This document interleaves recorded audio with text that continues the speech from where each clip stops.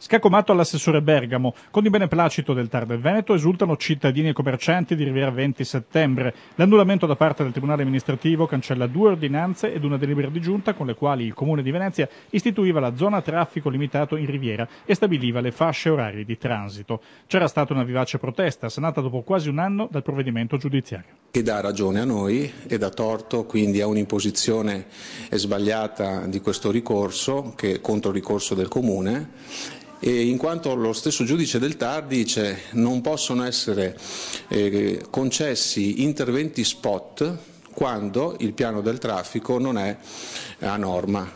Il ricorso poggiava sulla dannosità della ZTL in mancanza di parcheggi ed aree per lo scambio merci. Alle difficoltà di commercianti e professionisti si aggiungeva anche il caso, unico in Italia, della sede di pediatria prenatale resa irraggiungibile dall'utenza perché all'interno della zona. È l'unica bretella quindi a disposizione per i cittadini di avvicinarsi al centro è stata limitata da delle fasce orarie che non solo danneggiano i commercianti, perché il nostro movimento non nasce solo dagli imprenditori, ma nasce anche dalla gente comune, dagli tantissimi anziani che vivono qui, che non possono ricevere le visite dei parenti se non appunto in queste fasce orarie. È un no alle imposizioni tipo ZTL tout court o c'è possibilità di un dialogo?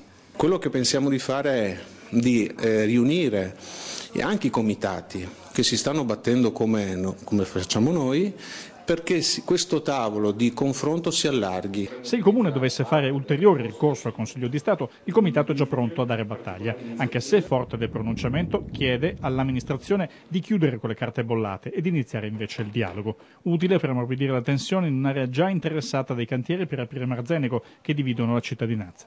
Ogni assessore che si presenta ha un suo modo di impostare la sua città di Mestre, non pensando ai veri problemi della città. Se sono sacrifici che vanno dunque fatti, sono importanti per la città questi? Secondo me sì, per la vivibilità della città sì, direi di sì. Anche se i commercianti soffrono, anche se...